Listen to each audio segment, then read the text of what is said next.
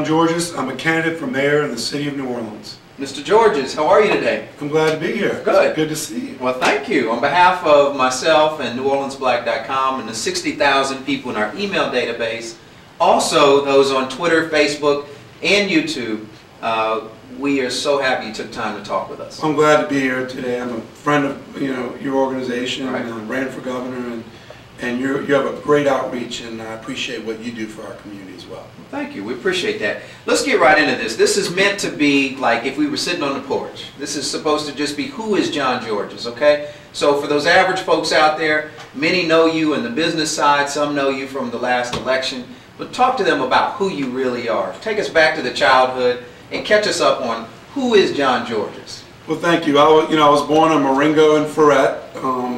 My father drove a truck for his father-in-law, and at 11 years old, my daddy put a broom in my hand, and I went to work in the family business. And of course, the company is Imperial Trading Company. It's one of the region's largest companies, but it didn't start out that way. And, okay.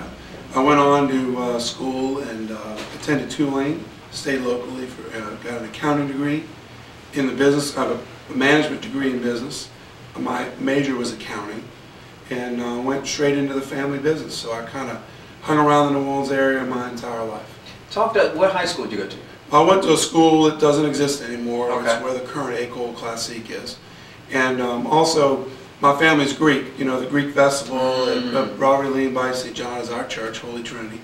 But also, my father sent me to Greece in the summer. So when I wasn't working in the family business, in the warehouse, I also went to Europe in the summer and lived with my grandmother, who was from a poor village, and we didn't have running water and electricity. So wow. I got to see both sides of life. And, that's cool.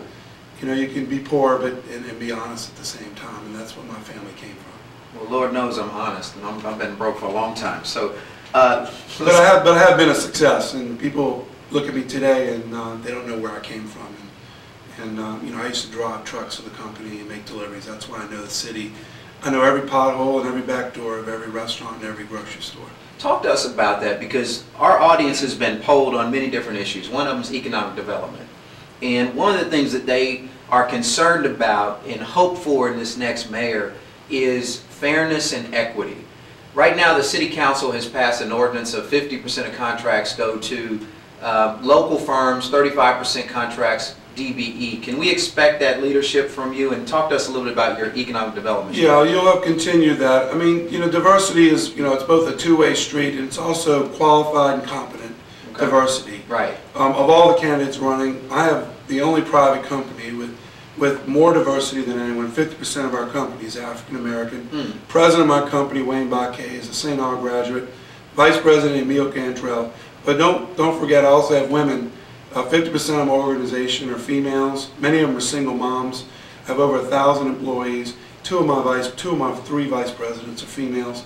So I have a real diversity in my portfolio. You practice it. I practice it, and also I have investment in a lot of minority companies in the city, and it's just good business. It's not about being pro-minority or against minority. It's just that if you're not diverse, there's something artificially wrong in your organization. And I'm very proud of my organization, and I would hope that you would look at the other candidates and see their diversity.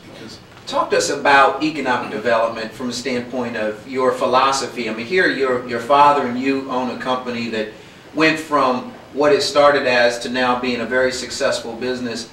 Our audience wants to see more attention on the local businesses, less on this, pie in the sky, we believe, of bringing in like, Ford Motor Company. I mean, how do you grow the local people? Well, that's what we are. We're a homegrown success story.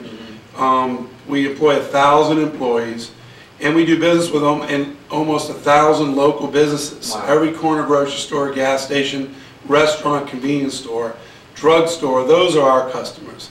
And that's what I understand is business. And I think sometimes government tries to bring a car plant or do something big. I mean, Federal City is a good project. What we did at University of New Orleans when I was on the Board of Regents, the technology park, those are good examples. But if you don't have the small business environment, and the way you foster the small business environment is you don't overtax them.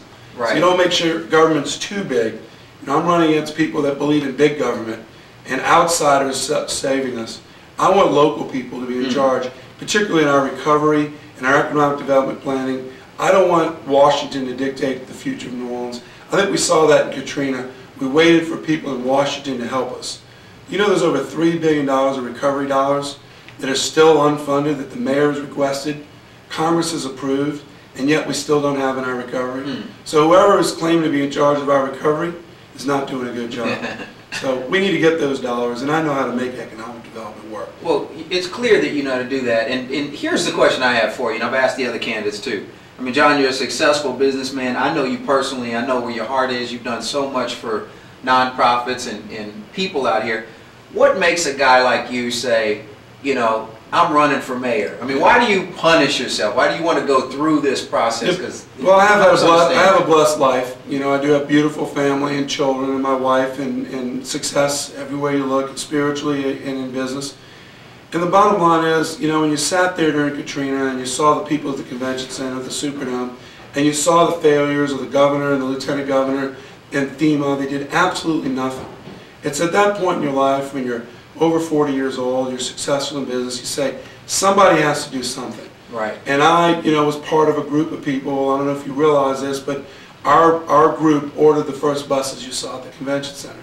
Nobody knows those buses were privately ordered by the business people that I was working with. So the private sector, and it morphed into Citizens for One and all the different groups.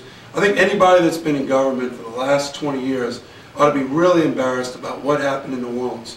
And it's people like myself stepping forward. I mean, you see famous people like Michael Bloomberg in other cities, but if you have people with my background who can do it, and I've been around politics long enough, I know the game, I know the ins and outs, but I also know the private sector. Well, talk to us about that, because one of the hits on this kind of year of candidates, especially business candidates, is we don't want that Ray Nagin. Talk about the difference of what you bring to the table. That's not true. I mean, people can say whatever they want. They want someone who has business experience. Right. But I'm not just... I do. Right, exactly, because the budget of the city is a $468 million budget with another $500 million of recovery money.